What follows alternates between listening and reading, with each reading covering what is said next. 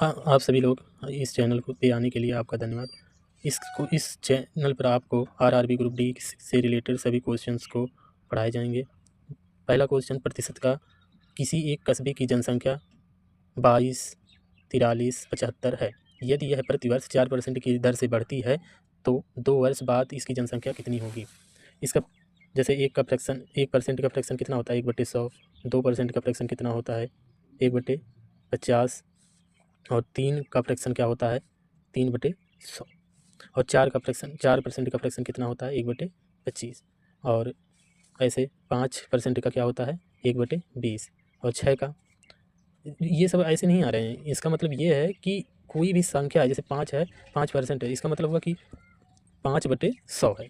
तो 5 से इसे काटोगे कितनी बार, 20 बार कटेगा। तो ऐसे ये भी है।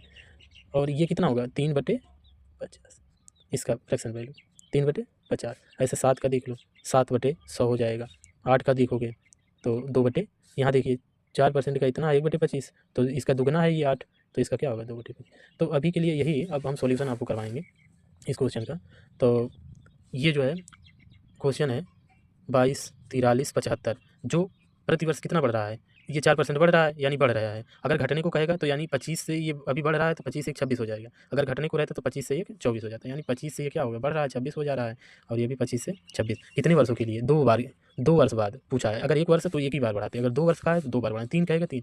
तो इस प्रकार से 25 से इसे हम काटेंगे कितनी बार, 25 अट्ठे 200, ठीक, 25 अट्ठे 200, 200 हुआ। उसके बाद ये 24 हमारा शेष बचा, तो ये 243 हो गया। तो 25 नामा 225। अभी यहाँ 187 बच रहा है, 187 बच रहा है। तो 25 सत्ते 175, 175। उसके बाद फिर यहाँ कितना बच रहा है, 9, 12, 25 पंजे 125, 112 बच रहा था ना, 125। उसके बाद 25 से इसे और काटेंगे तो 25 यहाँ 75, 25 पंजे 125, 25 यहाँ बचा कितना, 22। तो 25 नामा 225, यानी ये 359 बचा। और 26 गुणे 26, और 26 का अगर हम ऐसे गुणा नहीं करना चाहते, हम ऐसे देख लेंगे कि ये क्या है, 2 बार है, तो इसका यानी 26 का क्या है, ये वर्ग है। 359 गुणे 26 का वर्ग 676। अब यूनिट डिजिट से हम देखेंगे, 6 से 6 नामा 54, यानी लास्ट में कितना आएगा, यहाँ लास्ट का इकाई अंक हमारा 4 आएगा। यानी ये गलत हो गया और ये गलत हो गया। और सही या तो ये होगा या तो एक यूनिट। और वैदिक मैथ से हम गुणा करेंगे,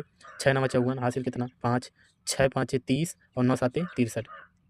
उसके बाद 5 हासिल भी है, 5 इसमें जोड़ लो, 5 3 8 और 9 यानी 98। यहाँ हमारा हासिल 9 आएगा, तो यानी लास्ट में जो है वो 84 आने वाला है, यानी ये आंसर हमारा सही है। आगे क्वेश्चन है लगाने के लिए दूसरा क्वेश्चन, किसी परीक्षा में जय को 45% अंक प्राप्त हुए और वह 18 अंकों से अनुत्तीर्ण हुआ।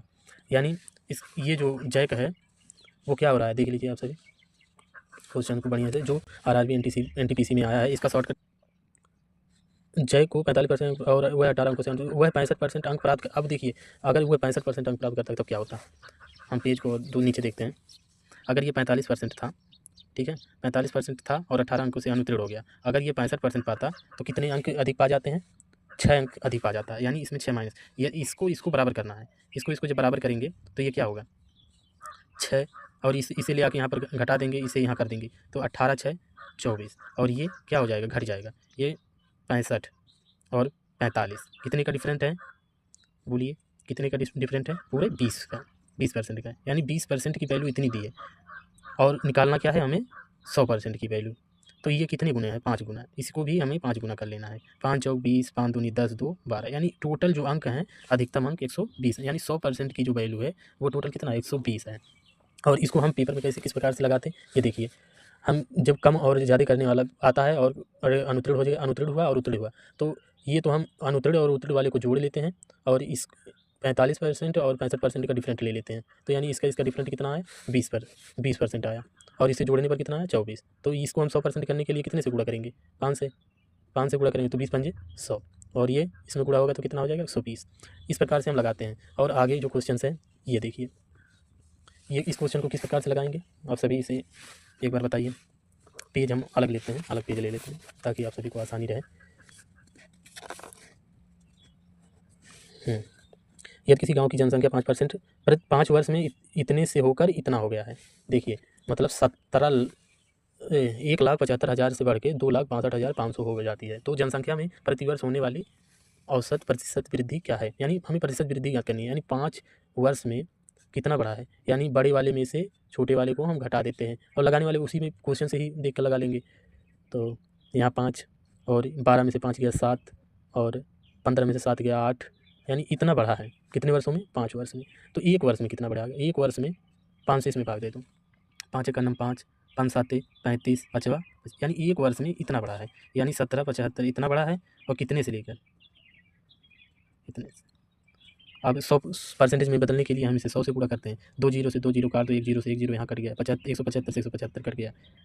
ये है डबल जीरो, यहाँ पर हमने यहाँ 3 जीरो लगा दिया था, इस कारण से ये पूरे 10% आया, यानी ये 10 हमारा आंसर हो जाएगा। आगे भी और क्वेश्चंस हैं, आप सभी के लिए अच्छे अच्छे क्वेश्चंस लाए हैं जो डायरेक्ट क्वेश्चंस मिलते हैं आरआरबी ग्रुप डी में।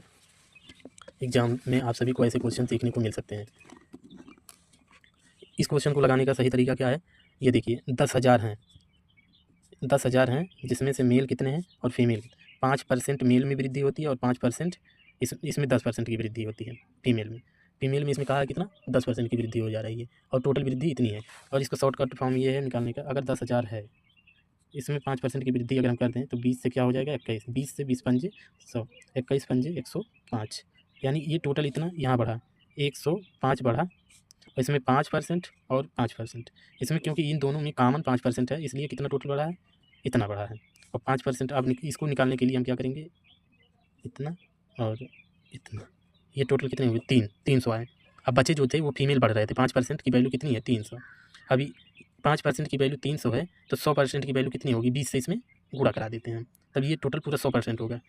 तो 300 में अगर हम 20 से गुणा कराते हैं पूरे टोटल कितने होंगे 6,000 हमारा आंसर हो जाएगा। अब आगे हम क्वेश्चंस को लगाएंगे। एक शहर की जनसंख्या 62% से बढ़कर,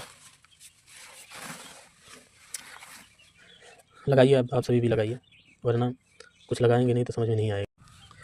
इस संख्या को, एक शहर की जनसंख्या 62% शिक्षित है, जो शिक्षित हैं वो 62% और अशिक्षित कितने हो जाएंगे 38%, जो कि दोनों मिला के 100% होंगे। इसकी वैल्यू हमें दी हुई है 24, 56, 7, और ये 24, 56, 7 भागा 38 गुणे हमें कितनी शिक्षित की निकालनी है।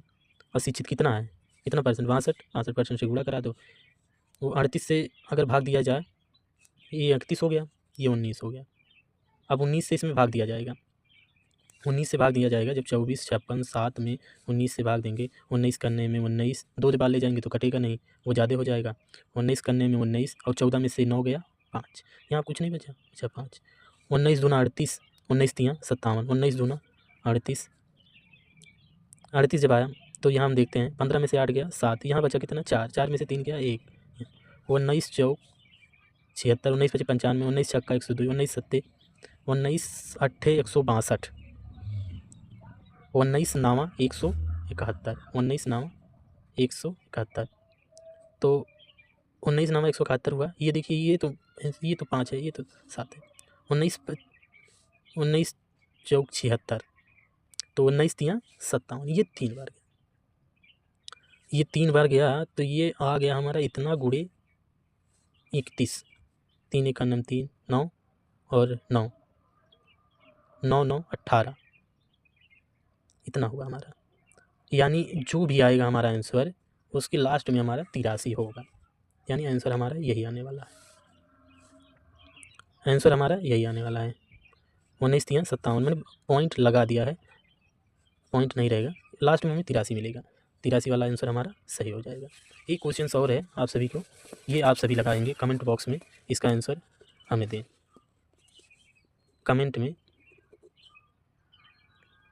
में हमें छठे क्वेश्चन का आंसर दो। हमारे चैनल को लाइक करें, सब्सक्राइब करें, धन्यवाद। प्लीज़ लाइक कीजिए।